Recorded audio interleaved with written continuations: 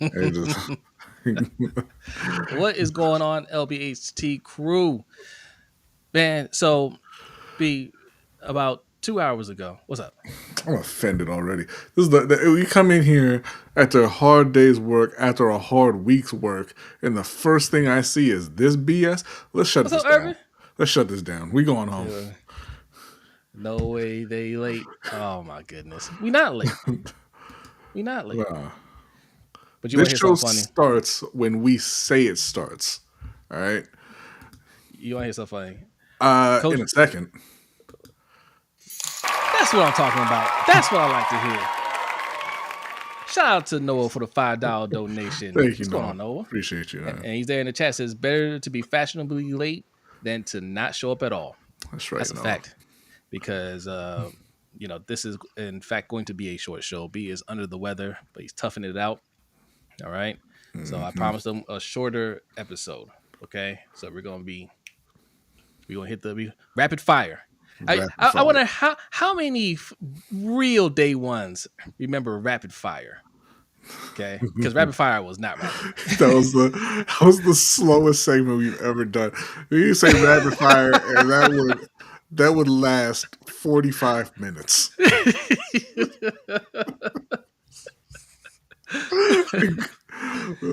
We are bad at naming stuff. Thank you. I appreciate it. Appreciate it. I actually put one of those in the TikTok once, and April watched it. She's like, "Why do you call it rapid fire? It took forever."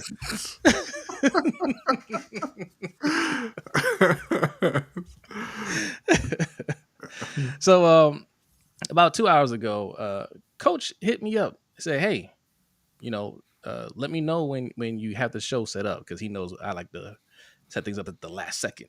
He's like, "Let me know, because I got Premiere coming out, and I want to just link the show. So YouTube has a feature, we can just link a show. It goes directly into another video, right?" So Coach has really helped us out with that. He directs his traffic over to us, which is greatly appreciated. So I was like, "Man, thanks, Coach. Appreciate that." Sent them the link when I got it set up and everything like that.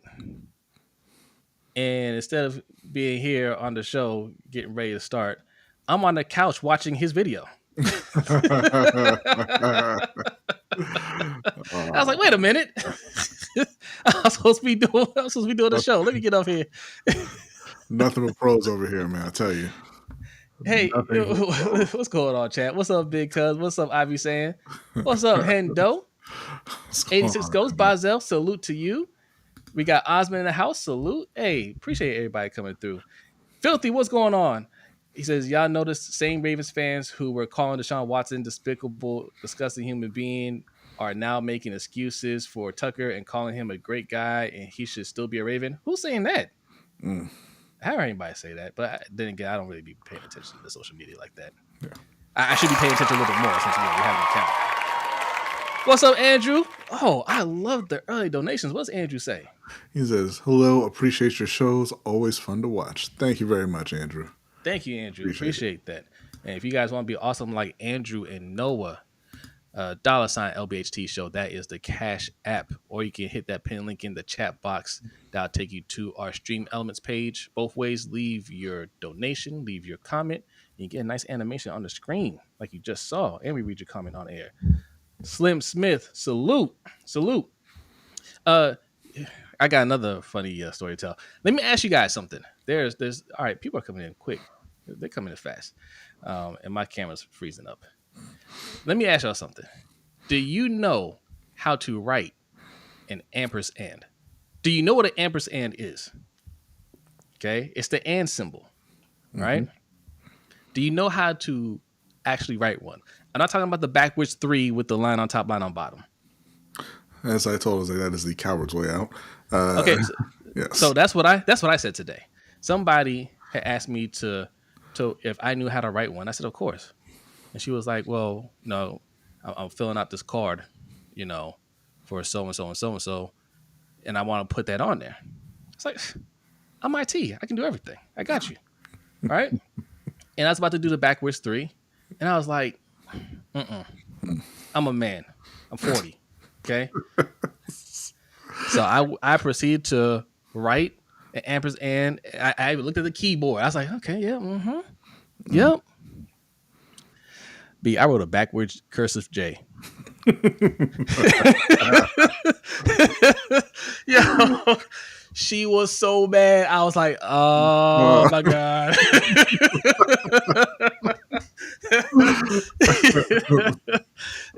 She was like, you messed up my card. I was like, I got some white out. Don't, I'll try it again. She's like, no.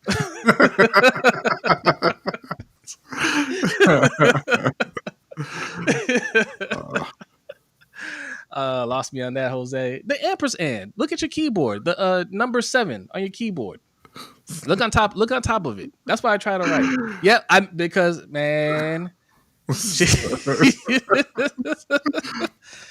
she was cursing me out. I was just like, it's because the thing about it is it's just one line, right? yeah, It's one line continuous, and if you know where you're going, you'll end up okay. But if you doubt yourself at all along the journey, you don't know what you're going to end up with. Because you turn that pen in a different direction, and now all of a sudden you've got a backwards cursive J. You have to know it to do it. Yes. I made it look way too big on the top, and I was like, well, I can't make it huge on the bottom because then it'll be bigger than their names. All right. So I was like, all right, I got to just tighten it up. And yeah, cursive J backwards. Look at that. You got people, a crooked candy cane and a 44-degree angle C. It's a big bottom 8. See, if you have these kind of like that, no, that's not how men do things. All right? It's gut. You put the pen to paper and you just go. All right? You don't have a plan. You don't say, "Oh, I'm gonna do a fancy candy cane or a big bottom 8." No, man, you put the pen to paper, you go, and you end up where you end up. All right, and most of the times you end up all right, but sometimes you lose some cards. Yeah. that's just how it goes, man. And she should have known better than to ask, because here's the reality of it. Here's the reality. If you walk up to someone, anyone, and you ask them, "Hey, do you know how to draw this incredibly simple symbol that we've all been using our entire lives?" Who is going to say no? Whether they know how to or not, the answer is always yes. Because just like you did, all they're going to do is, okay, I don't know how to draw this. Let me look at the symbol real quick, and then I will know how to draw it. That's not how it works, though. Well, that's how I realized. I was, like I said, I was going to do the coward's way because that's what everybody does, right? And thinking back on it, it probably would have been acceptable, right? But I was like, no, I got to show her that IT truly can do everything around here. And, See, but look at this. You see this on time right here. We got Bazel saying a crooked candy cane and a 44-degree angle C. And then Bazel, just a couple minutes later, I will say no so fast. Well, then don't try to instruct people how to do it with your crooked candy cane. Let me tell y'all something about Bazel. That's a lie. There is nothing Bazel can't do. Right. Okay? Bazel will not. If you say, Bazel, can you? Yes. I didn't even finish. Yes. No, but it doesn't matter. I can do it.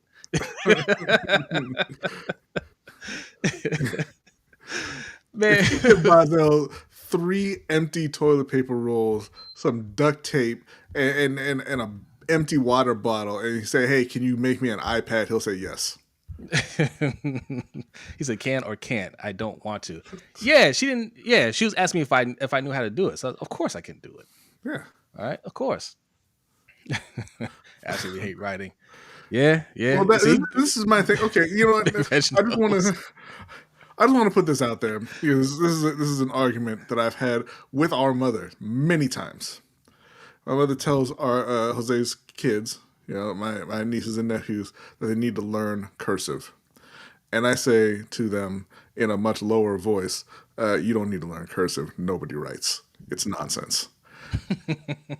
And I want to know, Chad, do you think that cursive is important to learn? I had to learn it in school. I know how to write in cursive. And you know when the last time I wrote in cursive was? Goddamn never. Right? Never was the last time I wrote in cursive. Well, I just wrote today. It's worthless.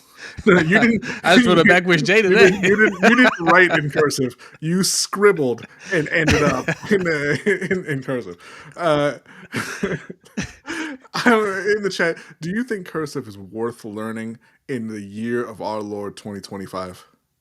Okay, while you answering that, let's hit the intro. By the way, if you like these type of conversations, this is what we talk about on the Overtime Show, all right? And it's going to be that type of show today because it's open mic night. So go over to Patreon, patreon.com/LBHT Show.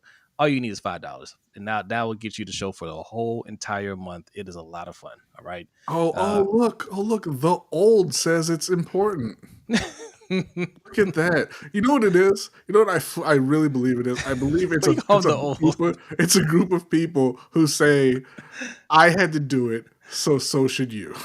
Look, that's shout out to Just Aloe, man, who introduced us to round Pop-Tarts. Okay, that we found that out on the Overtime Show too. Mine's still blown by that. Oh man, I was about round. How I used to have round Pop-Tarts and almond soda. I don't know what any of this is. Almond smash. Almond soda, round Pop-Tarts, and writing cursive letters. All right, we're gonna hit the intro because it's already not a short show.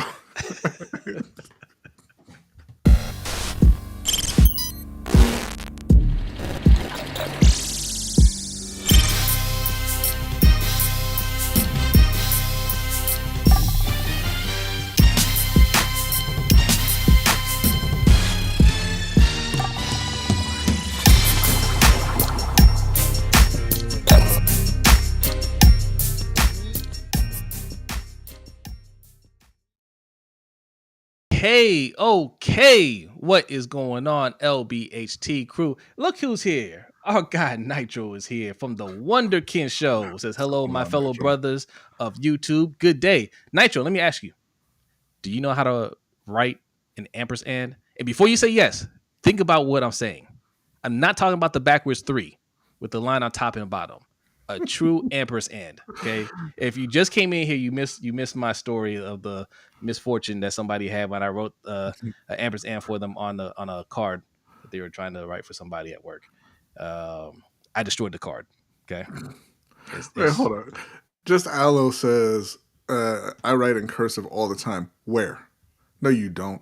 Like he still writes letters. You talking about in your journal? Like no, I'm talking about anytime you have to use cursive. When is that?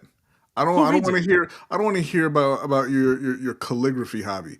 All right, tell me where you have to use cursive. All right, it's ridiculous. What's up, Osmond? Yes, cursive is old school. You write checks? Checks? Who takes checks? Jesus Christ! The only people who take checks are PBS. I found that out the hard way. I went on there because they got a streaming platform. They let you pay for their online streaming platform via check. Wow. And they know their audience because check is the first option. Wow. Okay. All right. Oh Lord, Just Aloe. He keep cursive alive. I guess. He says, yes, I can write cursive. Not cursive. That's not what I asked you. No, not cursive. Ampersand. The and symbol. Can you write an ampersand? Look at your keyboard. The number 7. Look above that. And tell me you can write that. Yeah, I don't know your life, Just Aloe. I don't want to, man. Not if you're writing checks. Oh man. All right, Joe. Literally just a saying now, writing checks that you can't cash. Yeah, right. Young people are like, I don't know what that means, but you know. But it sounds bad. Listen, y'all, we are streaming live. First of all, it's Wednesday. Happy Wednesday. Hope your week is going well, but if not, hopefully it gets better starting right now. We are streaming live on YouTube, Twitch, and Facebook. So wherever you're watching us, make sure you hit that like button, follow, subscribe, all that good stuff. If you're listening to the audio form of this, thank you. It is Thursday at lunchtime. Make sure, have a good lunch, and make sure you hit that 5-star review. All right. Just say no, Nitro. That's what Big Cuz says. Yeah, just say yeah. I said yeah with all the confidence in the world. I was gonna do it the easy way that everybody knows and understands and accepts as an ampersand. And I said no. You might as well just write a plus symbol. Right. Yeah. I was like, what am I, 12? Let me write that ampersand the right way. And I wrote a cursive J the other way. Okay. All right. I promise B will do a shorter show. It's already 15 minutes and it's not going well for him. Okay. No, it's not. He says, no, I don't use that unless I'm trying to be fancy. I don't know anybody who uses it like that. Yeah, you're right. You are right. Fancy? And I was trying to be fancy. That's exactly what happened. That's exactly what happened. I was trying to show somebody that, I'm in IT and we know everything. Okay. So, lessons learned. All right. Both teams played hard. All right. Good night and God bless. Just Allo out here drowning, bro. Just grab that life preserver. It looks like a Visa. All right. Grab onto that and stop talking about checks. Hendo don't write checks either. Right? Let's go, man. Do you have a Black History fact today? Yeah.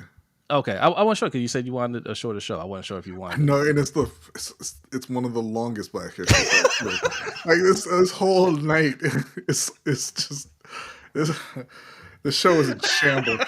Right?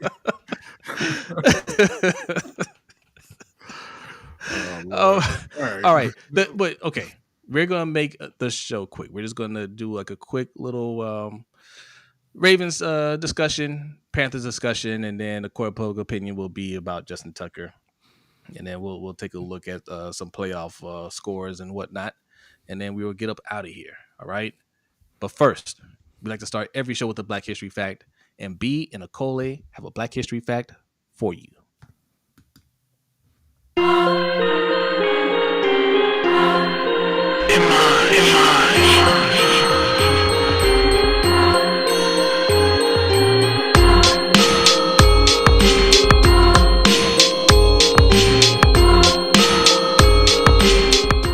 This week on the LBHT Black History Fact, Lucia Harris was a trailblazer in women's basketball, leaving an indelible mark on the sport with her skill and historic achievements. Born on February 10, 1955, in Minter City, Mississippi, she grew up in a large family and developed a love for basketball early on, inspired by her brothers who played. Her talent quickly became evident at Amanda LZ High School, where she dominated the game and earned Most Valuable Player honors for 3 consecutive years. She initially planned to attend Alcorn State University, but when Delta State University revived its women's basketball program, she was recruited by legendary coach Margaret Wade. At Delta State, Harris became the cornerstone of a powerhouse team, leading them to 3 consecutive national championships between 1975 and 1977. Her ability to score and rebound set records. She amassed 2,981 points and 1,662 rebounds over her college career, averaging an impressive 25.9 points and 14.5 rebounds per game.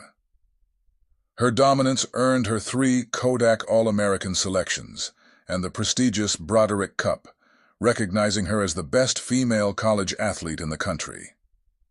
Beyond college, Harris made history as the first and only woman officially drafted by an NBA team, the New Orleans Jazz, in 1977. Though she ultimately did not play in the league, the selection itself was a groundbreaking moment for women in sports. She also shone on the international stage, securing a gold medal at the 1975 Pan American Games and a silver medal at the 1976 Olympics, marking the first time women's basketball was featured in the Games. Harris briefly played professionally with the Houston Angels in the Women's Professional Basketball League, WBL, during the 1979-80 season, though financial difficulties led to the league's eventual collapse. After her playing career, she dedicated herself to coaching and education, working to inspire young athletes and share her knowledge of the game. Her contributions to basketball were recognized with inductions into both the Naismith Memorial Basketball Hall of Fame and the Women's Basketball Hall of Fame, solidifying her place among the sport's greats. She passed away on January 18th, 2022, at the age of 66, leaving behind a powerful legacy. Her journey helped pave the way for generations of female athletes, proving that women could compete at the highest levels and make an enduring impact on the game.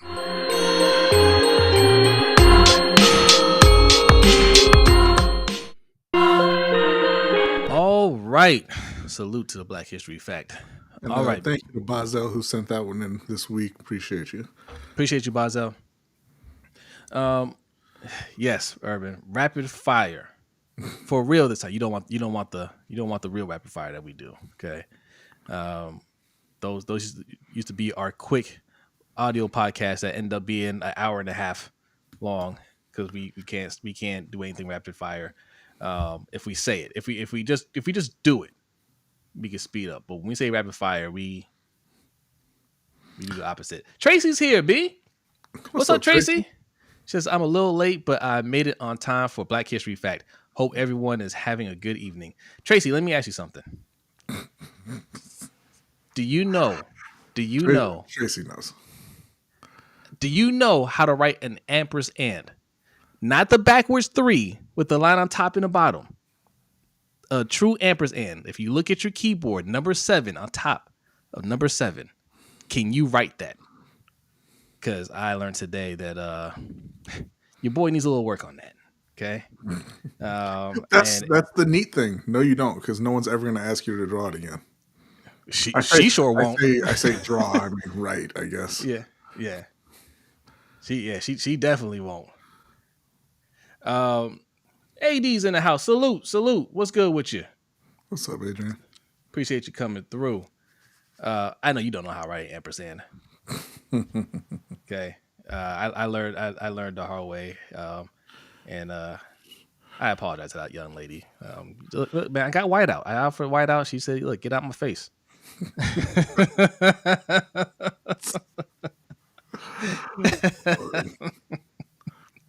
It was with the Sharpie too. There has to be a more elegant solution for mistakes with a pen than just I'm gonna paint over it. This is lies.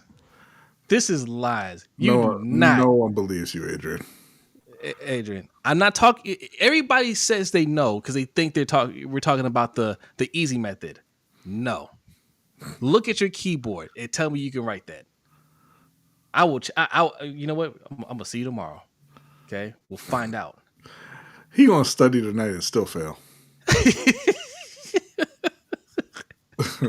Jason said, "Mine looks crazy when I have tried." I looked at the keyboard. She would have accepted the easy one. But I said, no, I can draw that. I looked at the keyboard. I said, easy. Yeah. Because, all I had to do was look at it one time. So I got a photographic memory, as you know. Right?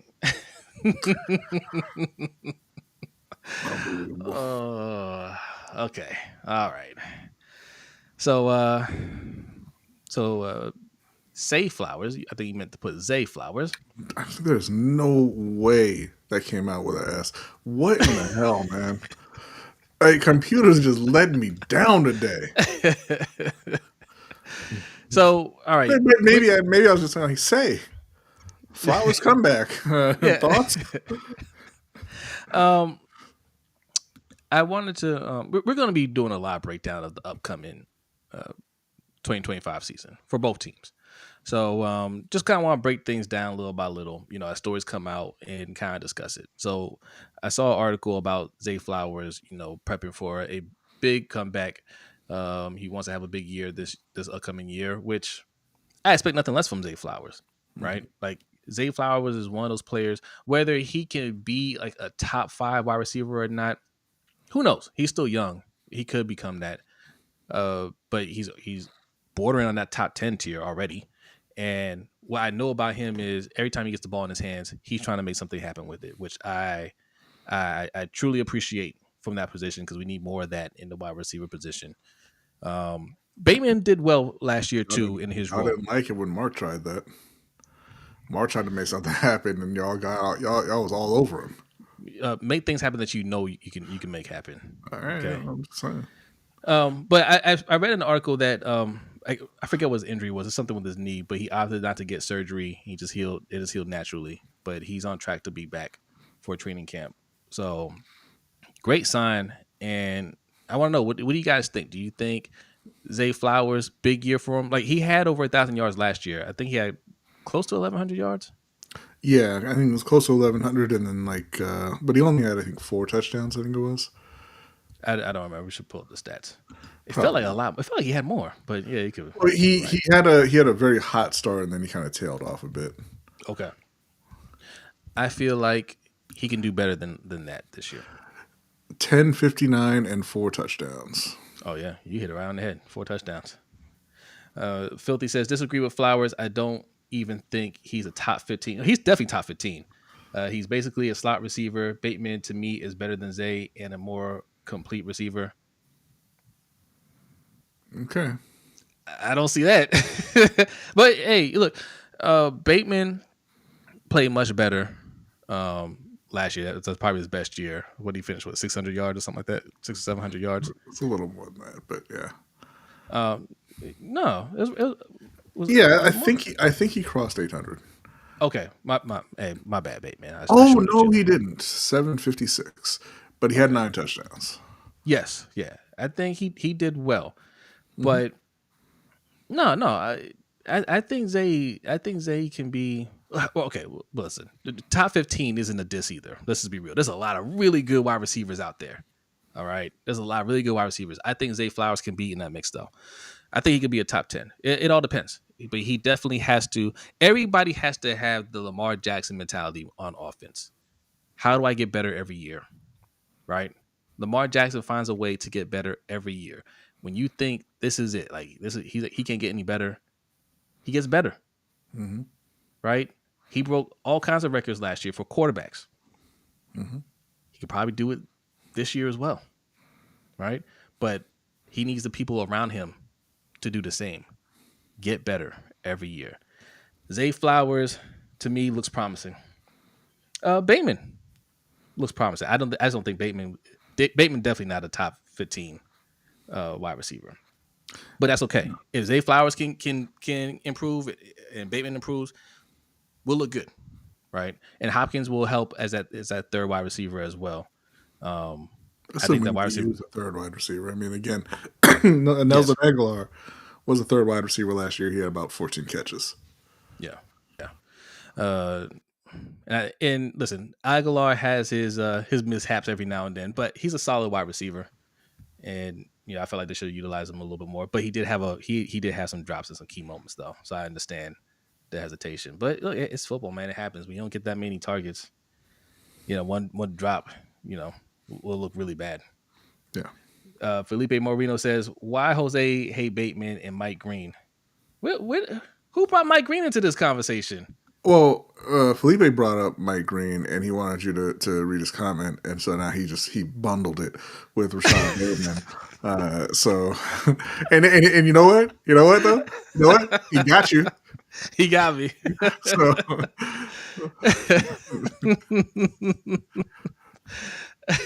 I don't hate Mike Green. Man, y'all don't listen to what we say, man. Until the end of the year. It's funny. Every offseason when we have these conversations about how the Ravens did in the draft, what we like and didn't like about their free agency moves and stuff like that.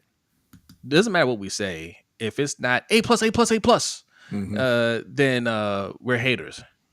But at the end of the year, in the playoffs, and the shortcomings are too obvious, then it's, man, y'all were right. Man, LBHT, y'all called it. Y'all right. And we're like, man, get out of here with that. Because all season comes, you're going to say, we need defense. We need edge rusher. We need safety. We need linebacker. Y'all going to do the same thing this year. Yeah. Right. Mike Green, fine. Yeah, I got no problem. Like, he's a good player. He should have gone in the first round. Well, he's good enough to go in the first round. We got a quality player there. Malachi Starks is a quality player. But you guys don't see the problem We're drafting another safety in the first round when we badly need 2 guards. Like, does it make you feel better that Emory Jones is not going to be practicing until training camp? Yeah. Oh, yeah. That's pretty outstanding, I thought. Yeah, that's why we couldn't get Conley. Was that his name, Conley? Conley from Oregon, you talking about? No. I'm sorry, Simmons. Josh Simmons, yeah. Yeah, that's why we couldn't get Josh Simmons, right? Because there are questions about his health. Let's wait until the third round and get a guy that's not healthy. A labrum tear. I mean, look, Malachi Starks cannot make the same impact as a good starting left guard. He just can't. No, he won't. And this is not saying we all agree that we think Starks is going to be a good player. Mike Green's going to be a good player, right? But one, it's not guaranteed that they're going to be starters this year. No, right? It's not a guarantee. We kind of expect it because of where they're drafted and their talent, right? We think Malachi Starks is a more talented safety than Ardarius Washington. But Ardarius Washington is a good safety, and he knows the defense, right? He doesn't make mistakes. So a player like that, a veteran that doesn't make mistakes and is solid, it's hard to beat them for their job. Yeah, as a rookie. Yeah, right? ask LJ Fort. Facts. And salute to Adrian for a $10 donation. Says, what did he say? Here's to a top 10 season for Zay. That's what I'm talking about. Much. Yeah. Appreciate you. I called that. I called that with LJ Fort. I said, you're not going to see Malik Harrison on that field. He's not going to beat out LJ Fort. And then LJ Fort got hurt. Yeah. But yeah, no, I think that Zay should come back, and Zay is going to improve on last season. I think, touchdowns are fluky, but I think he does go over that 1,100 yards. He reminds all of the offseason Ravens fans that he is the number one in Baltimore, not Rashad Bateman. He's got a crazy amount of talent. He needs to learn how to be more efficient with his movements after he gets the ball. He sometimes tries to make too much happen, and he's got to learn when he just needs to go forward and get what you can get, and when you're able to make a few moves, make somebody miss, try to make something bigger happen. And that's a thing that comes with experience. A lot of times, just knowing the right situation to try to get more. But I think that he's going to continue to grow. I think he'll be better next year than he was this past year. Whether he ever really ends up as a consistent top 10 receiver, we'll see. But I think that he has the right mentality that the Ravens need on that offense. They've been missing on that offense, but now they've got it in him. They've got it in Derrick Henry. They've got it in Isaiah Likely to an extent. So the offense is very slowly and in spite of Eric DeCosta coming together. So this is only his third season coming up, right? Oh no, this would be his fourth, I believe. Fourth season? I think it's his fourth. Hold on, I can never remember. Because the year that he fumbled in the Kansas City game, that was his rookie year, I think. So that was 2 years ago. So I think this is his second year. Help us out, chat. Look, we're old, all right? We're old. Yeah, no, this is his third year coming up. Yeah. So, still young, man. The best is well ahead of him. Oh Lord, Cam saying that's not a good argument when you're talking about those guys not being starters, Mike Green and Malachi starts. I thought I was going to address that in a second. That Josh Simmons starts either, but you know what though, Cam?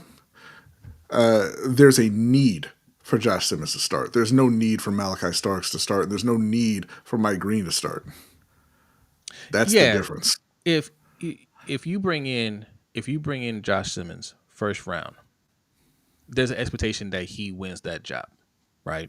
From the coaching staff, because he has that talent. It signals that yes, we need to get better there. We drafted you in the first round because we expect you to be a starter soon. Like if not right away, like very soon.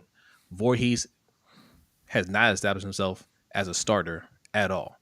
Uh, even Falele, even with all the starts that he's had, even with the Pro Bowl alternate nod, hasn't established himself. If Kevin Zeitler was there, right, then it's not guaranteed. No, you can't say it for all draft picks, Cam, because again, there is a need in Baltimore for them to start. There is no need for Mike Green to be a starter, and there is no need for Malachi Starks to be a starter. That's why we don't like taking those positions, drafting guys who can just end up, as rotational or backup players in the first and second round. When you have gaping holes on your O-line that you need to address. Yeah, and understand what we say. Like, people want better play from those positions. That's not necessarily we need that. If they don't start, if they say, hey, look, Mike Green ain't a starter. He's going to rotate in. He's not a starter. Malachi Starks is going to rotate in. He's not a starter. Are y'all going to be saying, man, we're screwed? No, because you got good play there, right? If he's not, and understand this, if Mike Green doesn't start, right, that tells you one, Oweh has stepped up, right? He already had his best year last year with 10 sacks. That tells you that Van Noy is still looking like Kyle Van Noy, and we're good at edge rusher, right? Cam, no, you're saying it's not a good argument. They can say Josh Simmons needs to learn.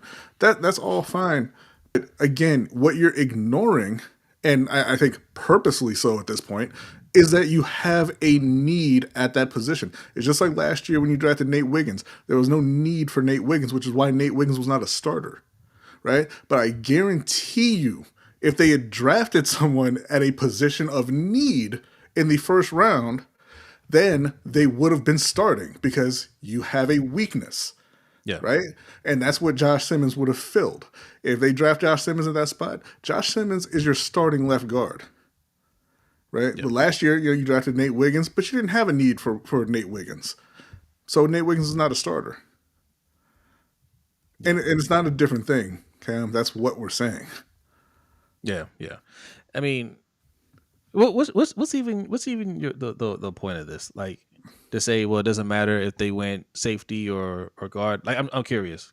Like, because people say get the best talent available. No, get the best talent available at the need that you have, at your biggest need. That's what it is, right? Because if that's the case, right? If you're saying don't draft for need, then what the hell were they doing in free agency this whole time? Why are you waiting until the draft to fill needs? Joseph Noteboom, baby. Yeah. Okay. Another nothing move. But yes, Zay Flowers. I love this. Hey, Abdi Hassan says, remember, it's all about Lamar Jackson. It's not about the team. Real quick, what's their record without Lamar Jackson?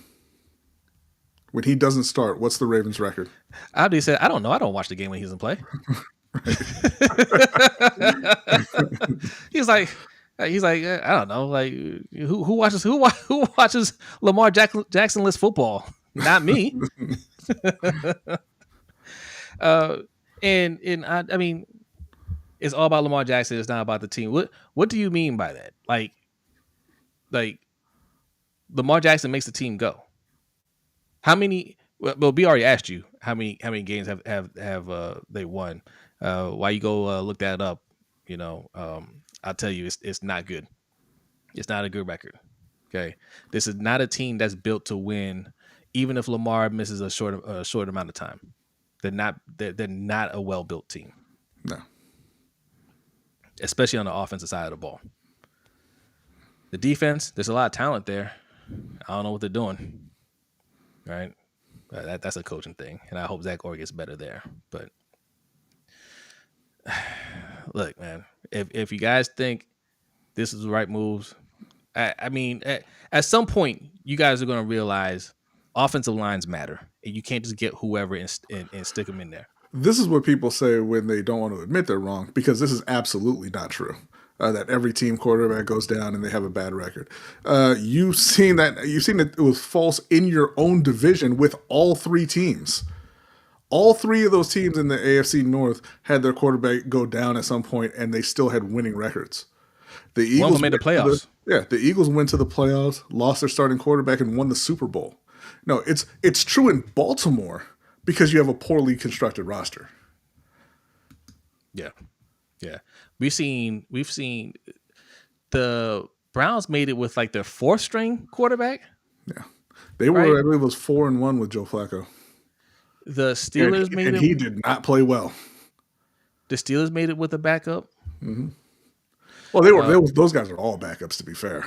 You know, they won 10 games with a collection of Mason Rudolph, Kenny Pickett, and I forget who the third one was at this point. Yeah, and that's a combination of being well built and having good coaching, right?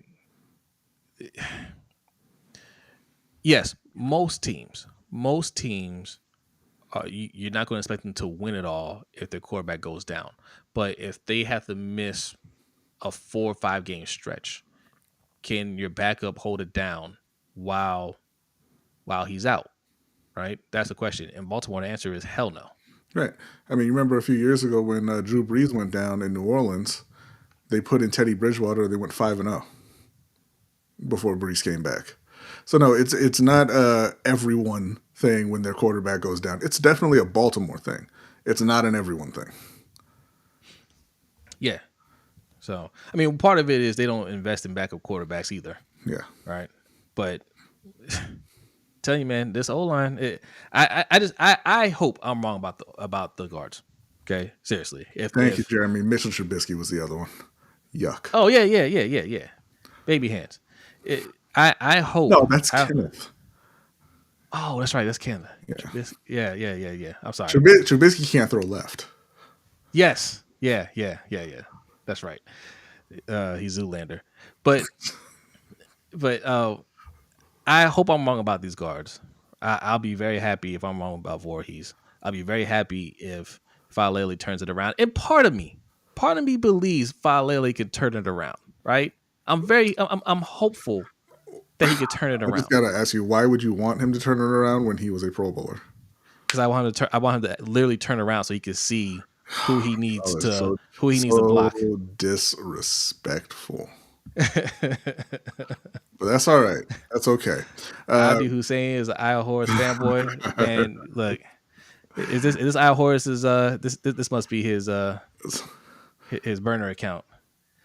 Man, Al Horus loves Lunch Break Hot Take. By the way, he is a major fanboy of Lunch Break Hot Take. He cannot stop talking about us. He cannot stop, creating burner accounts to watch us. The man loves us. I mean, that's a shame because this is a small channel. Very small channel. You should not be that obsessed with us. You could be begging for attention in a lot bigger ponds, my man. That's all right. That's okay. But yeah, like I said, getting back to the discussion because we got to go. Yes. Zay Flowers, that's great. He's going to continue to improve. Rashad as well. I don't like what they've done on the O-line at all. At all. Particularly now that we found out that Emory Jones is not going to be ready to go until training camp at all. So there's no expectation from me that he is even going to be in a competition for guard. And we'll see whether or not he's able to really fit into a rotation at all. They went out and they got Joe Noteboom, formerly of the Rams. I mean, look, you're not going to get better than that at this point in free agency. But that's why you don't wait until this point in free agency. That's a guy who's had a lot of major injuries, missed a lot of time, and as of late has not played well. So it just feels like another year of them kind of, just saying, hey, whatever for the O-line. Do you guys see a trend here? I wonder if anybody notices a trend when it comes to getting proven players that we know can play, that you got to spend a little money on. It's, hey, man, question the character, got a little injury concern, right? When it comes to drafting them in the first round on offense, a little injury concern there. I don't know. There's a little something off field there. Don't know about it. When it comes to defense, Oh, that man, he's a he's a criminal, huh? I like that. Let's get him. Oh, got when it comes to a cheap player on offense. Oh, this man hasn't played any meaningful football in 3 years. Oh, Lord. And Ravens fans were applauding that move. Now when I say this man hasn't played any meaningful football in 3 years, who am I talking about? You're talking about Juwan James. Or Des Bryant, or Des Bryant, or like a lot of guys. Sammy Watkins. To be fair, if you remove meaningful, then it's definitely just Juwan James. But yeah, no, that's true. That's true. Like the list is long. What's old boy? Devontae Freeman, the other running back, Le'Veon Bell, Devontae Freeman. Oh my God. Le'Veon Bell. Yes. You would not accept that on defense. No. Do y'all believe EDC was Iron Shador? Nah. We signed what's his name? Cooper Rush. Yeah, we signed Cooper Rush. So no. That they weren't looking at quarterback. So what was I gonna say? Oh, okay. Before we go into the Panthers, since we're talking about wide receivers, right? The Cowboys traded. Did they complete the trade, or they're nearing? I believe it's completed now. For a third, and then I believe a fifth as well. A third and a fifth for George Pickens. So we already messed up by not drafting George Pickens in the second round and decided to go with often injured Ojabo. Okay, another terrible draft pick, another terrible move that all of us on the Ravens Roundup agreed was a bad move at the time. Okay, and how do we correct that? By not trying to trade for. I don't know if the Steelers were going to trade him to us, but a third and a fifth, man, it's hard to hear that we weren't in that race at all to try to get him. Yeah, I mean, I doubt that Pittsburgh would have. So you would have had to significantly overpay to get George Pickens from Pittsburgh, but that just it doesn't change the fact that you again passed on him in the draft to begin with, and this is just another in a long line of receivers that you have not been in trade talks for or gone after in free agency when they were available. Yeah.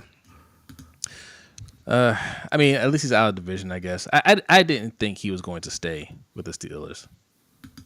Once they signed Metcalf, I knew Pickens. I mean, after the game with Pickens lost and they're asking if he thought the team was getting better, he said no. Right? I was like, yeah, or they asked him if he felt better about the team. And Rob with the $3 donation. Salute. What did Ann Rob say? I said, thank you for still covering these teams with truth. Oh, of course. Thank you very much, Ann Rob. Of course. He said, thank you for covering this team with truth. You kind of drowned out a little bit. Yeah. Appreciate you. Jeremy, a Dallas Cowboys fan, says it helps that George and Michael Parsons shared the same agent. Yeah. So, I mean, you guys have all the weapons over there. Dak has all the weapons. Well, I mean, I wouldn't say he has all the weapons at this point. He did at one point, but they didn't really have. Yeah, but they didn't have a wide receiver too. So this is like their wide receiver too. Man, Jonathan Mingo was licking his chops at the targets he was going to get. Look, now they still don't. They have 1A and 1B. Yeah. But, and didn't they draft the O-line too? They stayed keeping the O-line. Yeah, that's always been their thing. They did draft the O-lineman. I don't know who they picked up at running back though. That's the thing, because they lost Rico Dowdle, and I'm not sure if they drafted one or signed somebody in free agency. I can't. Jeremy, who'd y'all get at running back? Jeremy would know, because it says the defense still sucks. Hey, what's up? Pay the bills. Salute. Thanks for coming through. Should the Ravens trade for Jalen Ramsey? Jadon Blue? That's not going to get it done. I hope he's fine, but like, you know, my first impression was no. Javonte Williams, that's who AD said. We got Javonte Williams. Also no. He's solid. He's solid. That's what we heard. That's what we heard for years in Denver when he couldn't lock down the starting job, and then they unceremoniously let him go. I think he's a solid player, but not my problem. We got a running back. They had a solid player, so that doesn't do anything. Yeah, no. Yeah, not my problem. And George Pickens ain't our problem anymore. That man is an amazing wide receiver. Yeah. I much rather. Oh, I forgot about this. You got Miles Sanders too. Well, I guess you're good.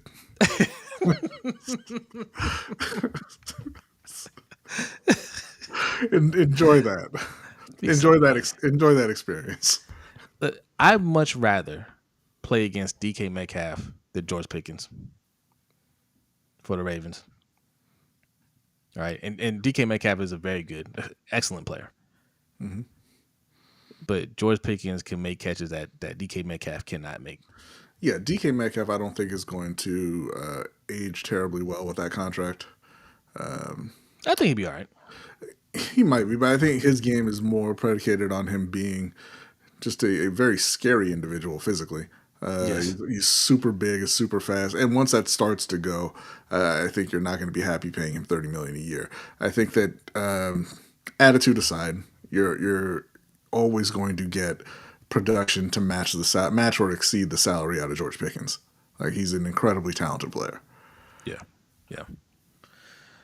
A lot of rumors that Allen Lazard will follow Aaron Rodgers to Pittsburgh. Well, good. Yeah, that's not a rumor. That's just what happens. Yeah, it's not Lizard. That's probably autocorrect. Lazard. Yeah, Lazard. Yeah, good. Take the whole crew with you, Aaron. I want to see. I can't wait for Aaron Rodgers to show up in Pittsburgh. Yeah, why would they? This is going to be the first time since what that y'all swept Steelers. Yeah. That's 2-0 though. If you want to know what wash looks like, look at Aaron Rodgers. Yeah, and not in the literal sense because I mean he'd be sitting out in huts doing his drugs. But yeah, he is not a good football player anymore. Man, we got 80 people in here, man. Hit that like button. If you're new in here, hit that subscribe button. Look, man, we've been putting out some more videos here recently, and I hope you're enjoying them. All right, so watch them, like, share, all that good stuff. Also, check out our website, LBHTShow.com. All right. Also, right above me, patreon.com/LBHTShow. That's where you can find our overtime show. You liked our conversation that we had at the beginning of the show. We have a lot of conversations like that and more. Anything that you want to talk about on the overtime show, it'll be no different tonight. It's open mic night, so it's kind of just a little freestyle, whatever comes to mind. All right, and those shows are some of our best shows. Yeah. Okay, so as little as $5 a month will get you access to our overtime show, get you access to our Discord, and once you're in the Discord, you're in. Whether you stay a member or not, we don't kick anybody out unless you ask to get kicked out. All right, so. Well worth the price of admission. Noah says, great show tonight. Appreciate that, Noah. Thank you. Thank you. But LBHTShow.com, I'm pushing that a lot because I promised you guys the newsletter last week. Had a little setback. It is coming soon, though. It is coming soon. I know. It might be middle of next week now, but it is coming, and it looks good. So go to LBHTShow.com. Sign up for it. Just go down to the bottom, put your email address in there, and look, we're not gonna spam you. Okay, don't be scared. All right, we give you that fire newsletter. Unsubscribe from all the other junk that you have, and make sure you subscribe to LBHTShow.com. All right. Once again, the most anticipated newsletter in the history of electronic mail. And that's facts. Moving on to the Carolina Panthers. Apparently, their third round pick has a very high opinion of himself. Princely U, as I call him, because I'm not going to attempt to say his last name. Umanmeilen. And there it is. Plans to break the Panthers' pockets. Listen, I am all for players having high hopes. That's great. That you have that confidence in yourself. Don't do that. All right. What I want to see from you, Princely, is a nice slow progression. 3 sacks this year, 5.5 next year. Maybe 6 or 7 in that third year, and then a moderately priced extension right before the breakout. Okay. Because they're already going to have to pay Nick Scorton from this draft class, and they're already going to have to pay Teteroa McMillan from this draft class. Calm down. Okay? Why don't you get your money a little later and make this work as a whole for the Carolina Panthers? That's all I'm saying. Well, what if he's better than Scorton? Okay, listen, if you look across that locker room and you say, man, Nick Scorton, I know that you were better than me in college. I know that you were projected to go higher than me in the draft. I know that you did go higher than me at the draft, but I'm better than you now. That's fine. You just better make sure it's true. That's what Mark Andrews said to... Yeah, well, Hayden Hurst sucked, and we all knew that the moment you called his name. Drafting a 30-year-old baseball player in the first round ahead of your franchise quarterback, absolute garbage. Mark Andrews said it 8 games into their rookie season, said, I'm taking your job and your money, right? and Hayden said, listen, man, that's all. It's team stuff, okay? I don't begrudge you. Think about how big of a miss that was, but how big of a hit that was with Mark Andrews. Big miss with Hayden Hurst, big hit with Mark Andrews. This was a first round rookie who, almost instantly lost his job to this third round pick. I think, third round pick, and Mark Andrews. And the next year, they got Hayden Hurst up out of there. Mm-hmm. The next year, he said, I want to talk to you guys about my role here. And they're like, yeah, you've been traded. Who didn't suck in 2019? Chris? Who are you talking about that didn't suck in 2019? Because I know you're not talking about Hayden Hurst. Yeah, he was never good.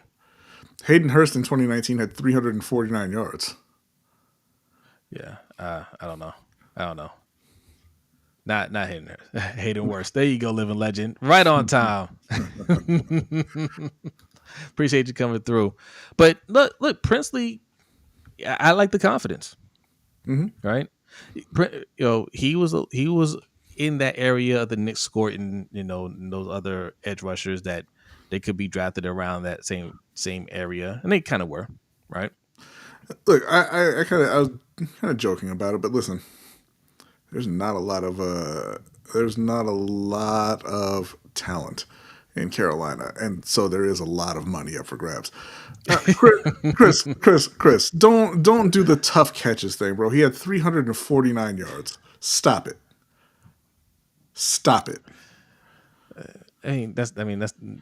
That'll make you good. That's kind of a job. That's good tight end 2 production, maybe. Yeah. Just stop. Why didn't we keep him then? They don't say because we have Mark Andrews. We like 2 good tight ends. Right. Went and drafted 2 more when you had Mark. Yeah. Right.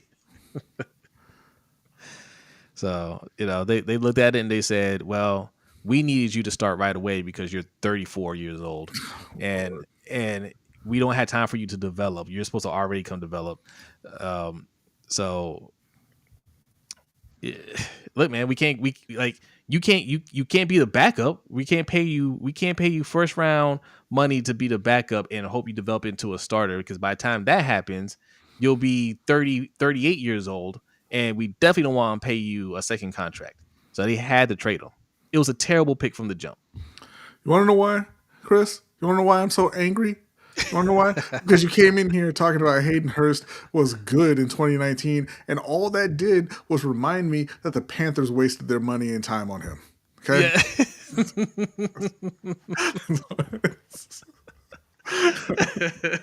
So, you know what it tells me? It tells me? Both there's front office people from both the Ravens and the Panthers that watch this show. Right. There's too much interchanging going on between the two organizations. It is so messed up. And this is why I always laugh when people leave comments like, "Oh, you don't know more than these guys. They're professionals." Like, The Panthers hired the scout from Jacksonville, and he went and signed 3 first-round busts. Oh, I'm sorry, two first and 1 second-round bust that got him fired in Jacksonville. They traded for one, and they signed the other. Like, what do you mean? They know what? He doesn't know anything. So if you're new here, you haven't heard us talk about this. We say this on the show.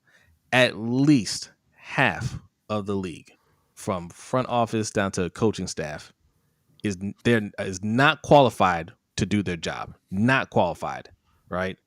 They get the job because all the NFL, NBA, all these professional leagues, it's about nepotism. It's about who you know, and a lot of these people learn on the job, right? Some people are just bad; they'll never get good at it, but they're in that circle, so they'll always be employed for as long as they want to be employed. Some people, do an adequate job. Some people really excel, but it's all about who you know.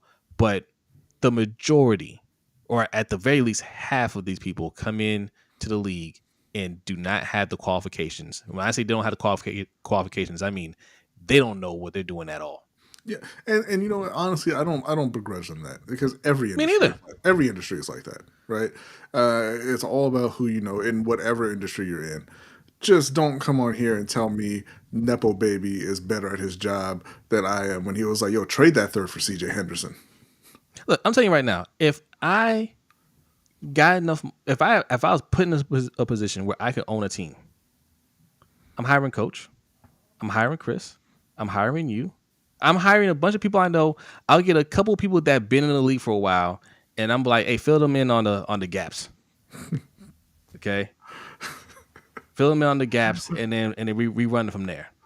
Okay? That's how we doing it. You hire people that you know. Yeah. Right? Some of it is a trust thing, but some of it's just, hey, I just know that person. I'm gonna hook them up, and how bad can it be? Yeah, how hard can it be? You had to like working with the people, and you had to be able to work with them. The Chargers had a very good GM, whose name I forget right now, AJ Smith. And they had a very, very good coach in Marty Schottenheimer, and they hated each other, and it did not work. Right. And, they never won there. And part of that was, some on the field choking, but it got to the point where they had to go to the owner and was like, "Yo, pick one. It's me or him." Right. You don't want that. Yeah. Yeah. Same thing happened in San Francisco with Harbaugh. Also, by the way, that's a sure sign that they're not professionals. You can't work with people that you don't like. You're not professional. You're not professional. Being an adult. Maybe maybe he's a giant dick. I don't know. Yeah, but but that's what I'm saying. Like for him, like, you got to put your feelings aside and work together. That's what being a true professional is. Most of them aren't. But even if you are professional enough and you can work together, it's you want that chemistry. You want those guys who work well together, who like each other, who are on the same page. You can make it work, like you said, if the people are professional and everything, but that's not the ideal situation. So no issue with hiring people that you are comfortable with and it's just you can't make up your entire organization like that. And if they don't do well at their job, then you have to fire them. Yeah. Which is where a lot of NFL teams kind of trip on that part. People suck at their job. They're like, "That's all right. Here's an extension." John Harbaugh. To me, that should be the easy part. They get millions of dollars. Their contract is fully guaranteed. That's the easy part. Hey, nobody likes getting fired, but I know you're gonna be fine. Yeah, but a lot of people take that personally. Hey, you fired me. We are no longer friends. Oh well. Yeah. Another reason why you weren't ready for that job, because that's you can't separate business from your personal life. Well, they would say that they did, okay, by stopping the personal relationship with you. Let me tell you something, B. You're my brother. If you own the Panthers tomorrow, you hire me to be the head coach. You gave me a 5-year, $25 million deal, and bargain right there. And then you fired me after the first year. You can get some very nice Christmas gifts, my friend.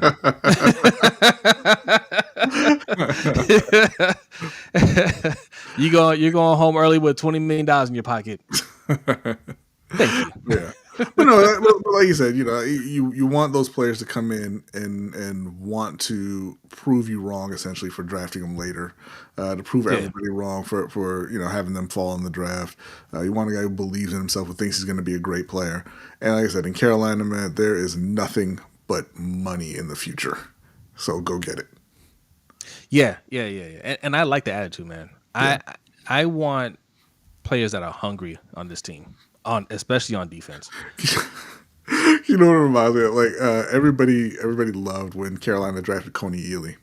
They drafted him in the second round. He's a defensive end. And if you don't know the story of Coney Ealy, just to paraphrase it real quick, he was taking care of his younger sister. Like he was essentially raising her for several years before he got to the NFL. And he worked super hard to get there because he had to take care of his sister. And he was very emotional at the draft. He finally made it and everything. And every Panthers fan was like, love it, love hungry players. He's always going to work hard because he has that motivation to him. What they didn't know was, no, he made it. Okay, they're not hungry anymore. They're millionaires now. Yeah.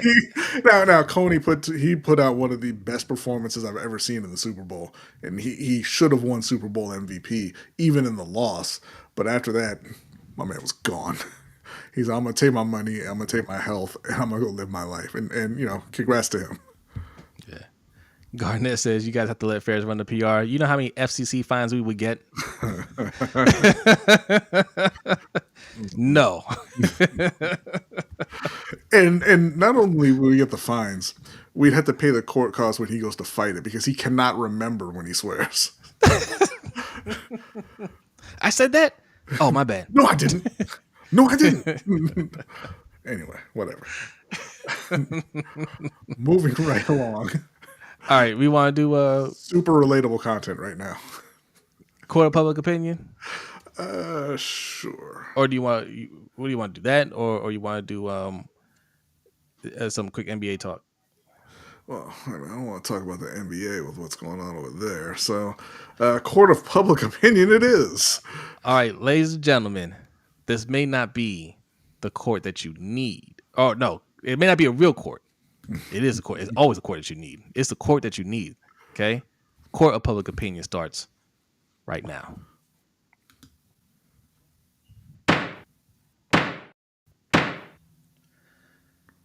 All rise. All rise. Court is now in session. And we just put out a video on Justin Tucker. Go check that out. All right. And I brought him up again on Court of Public Opinion because I was watching the episode of Dan Le Batard. They had a clip where they're talking about the Ravens and how they didn't handle it well, and they're like, well, why can't they just say it was because of the allegations? That's a slam dunk, and like they're saying it's football, it's for football reasons, and that's BS. Listen. They're not lying on this. It is for football reasons. They don't care about the other stuff. And that's every team in the NFL. Yeah. Right. And listen, if they did care about the other stuff, they still couldn't say it because you just drafted Mike Green, who has terrible allegations hanging over his head. Not to say that he's guilty, but you went ahead and drafted that guy in the second round. You can't then turn around and say we're cutting our kicker because of these allegations. So right. They looked the fool. They handled it very poorly.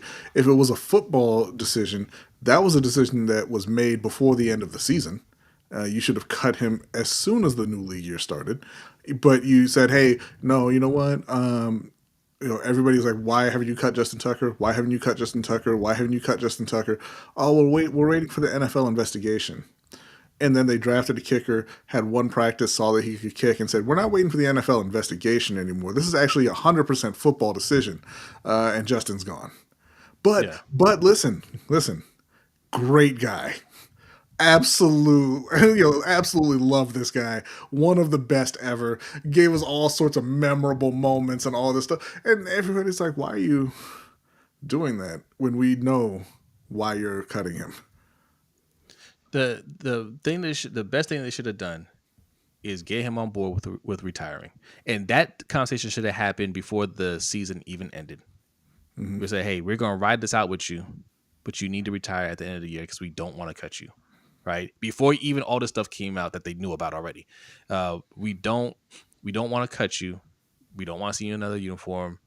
Could you catch on with another team? I know you want to keep kicking. I understand all that stuff, and you can come in. You can come to the bank anytime you want and kick field goals out here, whatever. But hang it up. You've had the best career of any kicker. You're gonna go into the Hall of Fame. We can honor you that way. And had they talked, huh? He ain't going to the Hall of Fame.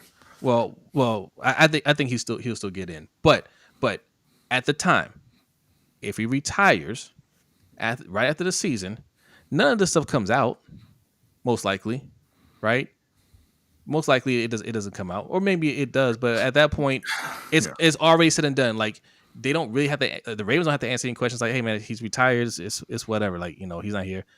They only got to talk to him. He don't have to respond to anything because he's not playing anymore. So it probably doesn't come out, right? Yeah. I'm not big on conspiracy theories. You know that because I find that a lot of them come from very stupid places. And the people who believe them don't ask themselves the very important why question. Yeah. Why would people try to convince you that the world is round if it's flat? For what? But anyway, this is one conspiracy theory I believe. The Ravens put that out there because they knew, and the games weren't going well, and they said, he's a very popular player. Let's assassinate his character so that the fans will be on board with cutting him. I can see that.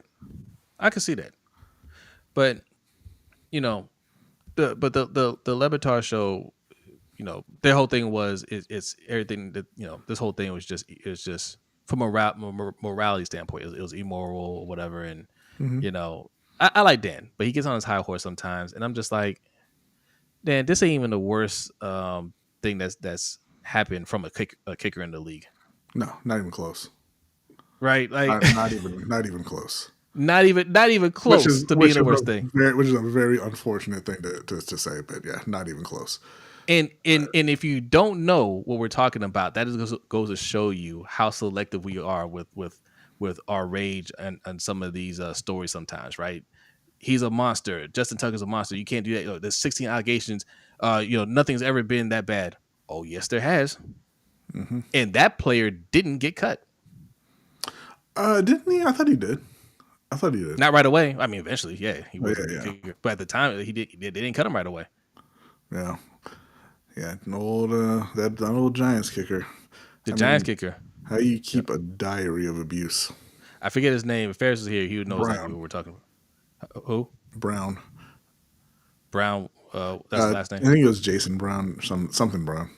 Yeah. He abused his wife. Kept the diary of it and everything. That got out, and Giants did nothing. Yeah, like, hey, we need a kicker. Every week we do this show, and we like to talk about the Ravens and the Panthers, obviously. And then we talk about what's going on around the league, and we don't focus on the other 30 teams very often, right? When they're in the news, we'll talk about them, but it's not like we're checking in on a regular basis with the other 30 teams. But every single time that the New York Giants come up, it reminds you they're the worst organization in the National Football League. Yeah. Both from a front office and on the field perspective and off the field. They're dirt bags and they're incompetent. They're incompetent dirt bags over there in New York. Yeah. And they continuously prove that. Yeah. But when it comes to handling issues like this, every team does the same thing, and I wouldn't even call it all the way immoral. There has to be some separation between business and personal life, right?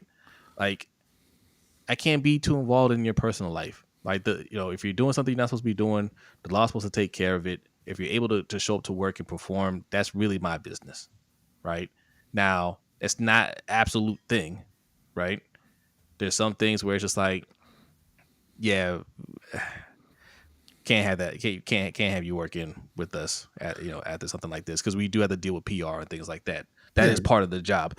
But also there's some things where it's just like, yeah, it doesn't look good, but he's not going to jail. He's not getting sued. Yeah, you guys may not like us for it, but we do have a business to run. We're trying to win games, and it is what it is. And I would say that, you know what, you don't have to separate business from morality, except your fans won't, right? Your fans will say, man, Tyreek Hill is a piece of garbage. I don't want that guy on my team. Get Tyreek Hill out of here. Cool. Trade Tyreek Hill. Why aren't you winning?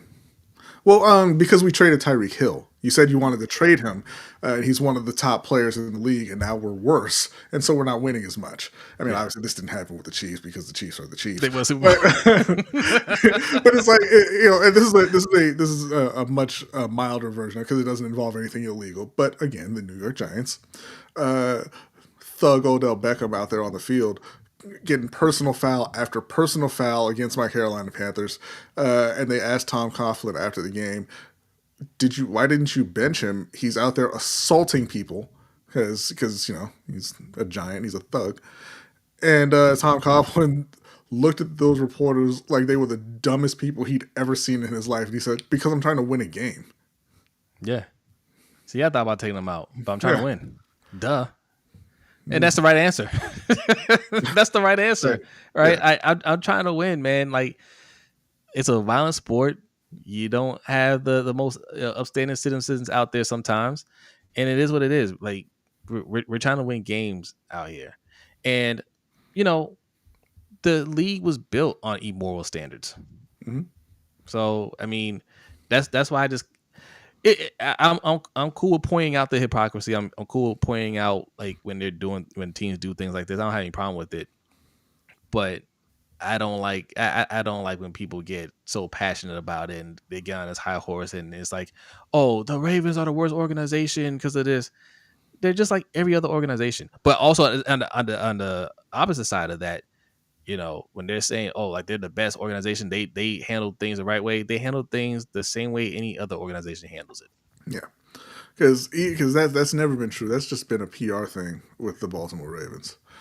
I don't know how you call somebody a good organization when they call up an undrafted free agent and say, hey, I forget the exact numbers, but I've got $1,000 signing bonus for you, and then call them back 5 minutes later and it's like, I got $500 for you.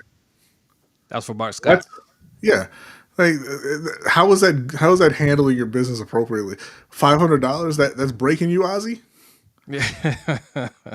It's a joke. It's a joke.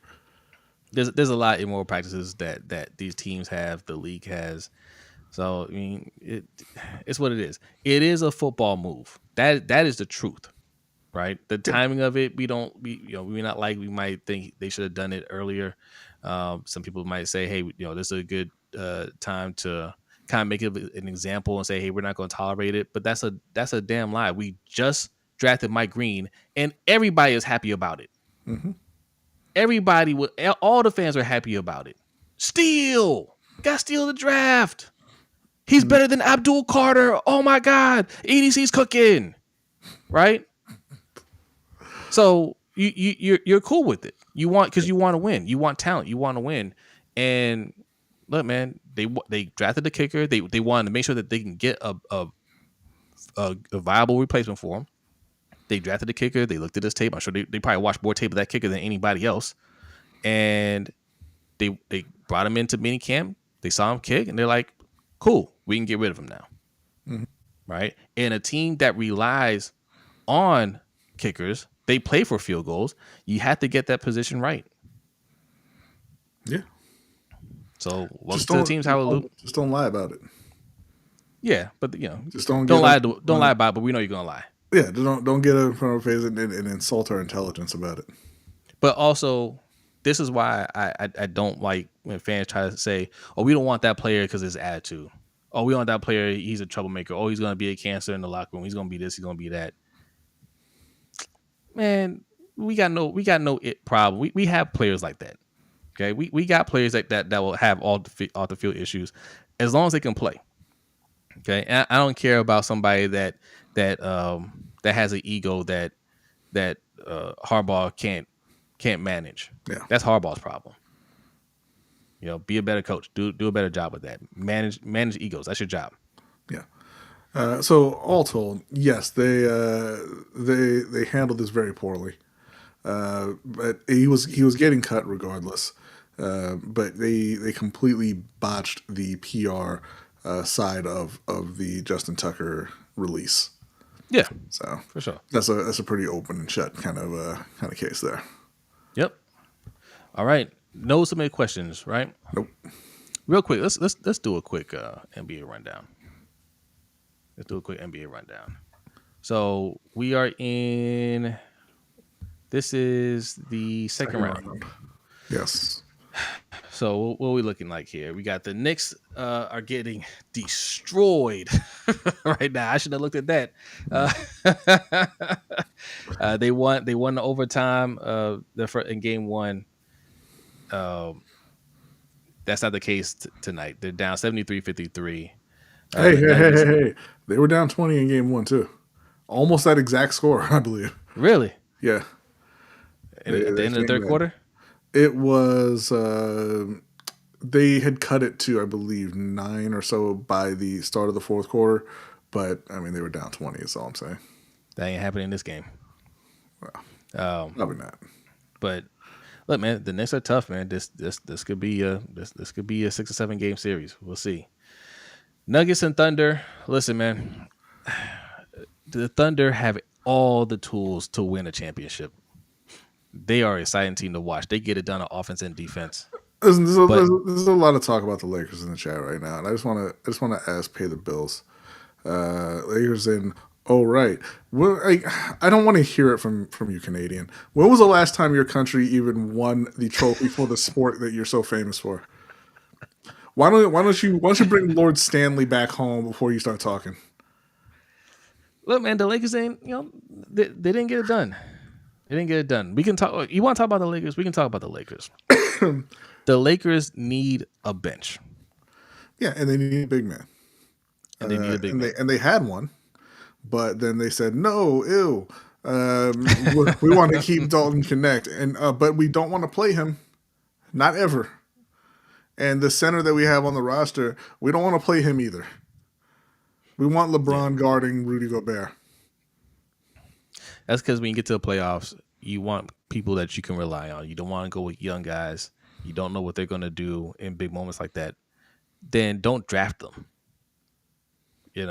Trade the picks for cash considerations, trade for a veteran, whatever you can do. Get veterans on your team that you feel more comfortable with. They can come in and play specific roles. When you have LeBron and Luka, you can do that. Hey, I just need you to come in here and get rebounds. Hey, I just need you to come in here, stand by the 3-point line, and hit this wide open 3. And listen, they could have gotten a few guys if they had traded Austin Reeves. Yes, who is not he's not a good fit for the role they have him in. He's not worth what they're paying him, really, because you can't count on him in the playoffs. But they've already said, allegedly, that he is one of the 3 untouchable players this offseason. Peter Bills, I don't even understand what you're saying right now. You're speaking a foreign language to me. You said that's all you got, eh? Lord Stanley's Cup? When's the last time you won gold medal in that? Well, here's the thing, Pay the Bills. Nobody gives a shit about hockey down here. Wait, we beat you at it. We don't care. I Pay the Bills. I honestly don't know. No, that's what I'm saying. Nobody here cares about hockey. That's not true. That is absolutely true. They care about it up there and can't win it, and that's why he's going to the Olympics. No, people watch hockey. No, they don't. You're talking about a league that had to have a meeting and tell their players, all those contracts that you signed, we are unilaterally giving every single one of you pay cuts because we can't afford them. Wait. Sports leagues rankings by ratings. On Pay the Bill says Canadians on American teams win the cup. Good brother. On what teams? Listen, look. Is it you said American teams or Canadian? I got your back here. Pay the Bills. This is from Institute for. No, that's not right. What is this? No. Okay, I mean, I have your back. Did you download a worm just now? No, this is overview of sports viewership in select metro areas across all 7 metropolitan areas. Nearly 2/3, 63.3% of respondents noted they are sports fans. Okay, this is from Institute for Immigration Research. So I don't know why they're doing research on this, but let's see. With regard to that's college. All right, with regard to professional sports, 80.6% of respondents watched or attended professional sports events in the last year, with 71.3% reportedly watching professional sports. Okay, so among all the respondents, how many they pulled together? These are the most watched sports. The leagues: NFL with 56.7%, NBA 41%, MLB 34.4%, NHL 22.9%. But they are not last, B. Boxing / mixed martial arts, 16.5%. There you go. Not last. Hear that? Pay the bills? Not last. Congrats.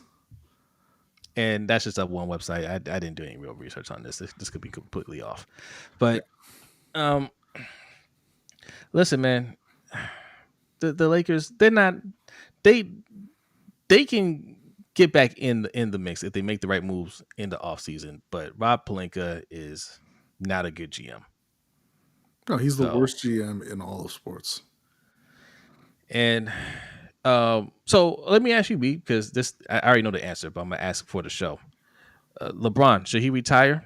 No. Okay. LeBron should come back. Luka has said he's committed to the Lakers. You need to trade Austin Reeves. You need to get yourself a center and just run it back. They lost because they were running 7 to 8 man lineups with 3 or 4 of those guys who literally just could not score. Right? So you can't put everything on 40-year-old LeBron and Luka. Now Luka does need to get into better shape this offseason, but the team was not constructed well enough for a run this year. You know, they have Jackson Hayes at center and they're scared to play him. You've got Dalton Connect, who you drafted to be another scorer, and you're scared to play him. You're running out Gabe Vincent. God knows why. Jared Vanderbilt is a defense-only player. And so they're just not. They weren't equipped in a very, very, very tough Western Conference to make that run. But it's a easy fix if they fire Kobe's friend. Yeah, I took the banner off. You're wondering. Yeah. I clicked this by accident. My bad. So yeah, that's the scoop on the Lakers, man. The Thunder. Look. The Thunder have everything that they need to win a championship, except age. Okay, this is a grown man sport, and Denver's showing you why it's not easy beating these grown men in the sport. Not saying they can't do it, but you have to take it from them, right? Mm-hmm. They're not going to hand you anything, and I don't know, man. It's just it just takes years of experience and take some time getting past these guys. It's very hard to do. I'm not sure the Thunder are quite ready for that, but they have what they need to win. I don't know if they're ready. I don't think they are. But can we talk for just a second, because we got to go. This is not a short show at all. We'll talk a second about the all of a sudden playoff killer Tyrese Halliburton, because I am certain. I was watching the game live, and I'm certain that he got fouled, went to the line, made his first free throw, and then missed the second intentionally.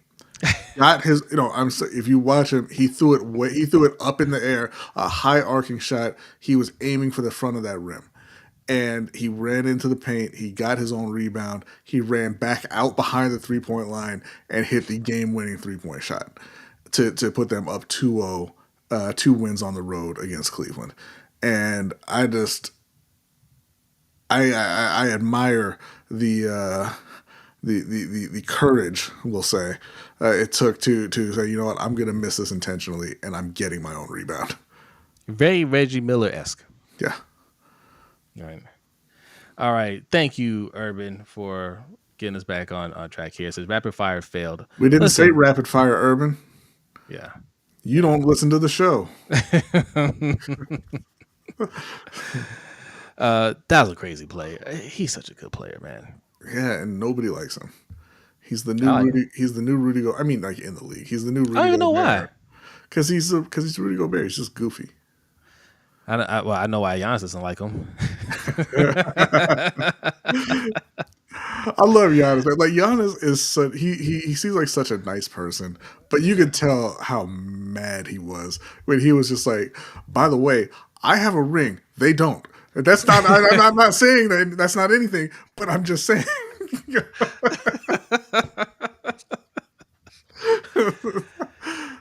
Man, we love y'all too. Thank you, Urban. Appreciate the love, man. Yeah, we love you too, Giannis. You come down to LA next year. Come to Brooklyn. We'll be back. We'll be talking about Brooklyn next year. All right. That's the show. That is the show. That is the show. Thank y'all for hanging out with us, man. Make sure y'all go over to LBHTShow.com. Sign up for our newsletter. We work as a unit. Okay, us, Hendo from the Roll Pod, Coach from Sip to Tally Films, the Deep Cover podcast. Right, Chris is joking. Carrie, Mike. Right. So all that will kind of be in the newsletter, where to find their stuff, what's going on with them, and just news that's out there that we think you guys should be aware of. We're gonna put links to articles, and we'll even have I'm gonna try to put like polls and trivia games in there as well. So very, very interactive newsletter. We think you guys will like it. So go over there, LBHTShow.com, sign up. If you want to hang out with us a little bit longer, patreon.com/LBHTShow. That's where you can find us next for the Overtime Show. So Patreon members, get ready. The Overtime Show is starting right now. Everybody else, thank you very much. Have a great night, and we will see you next time.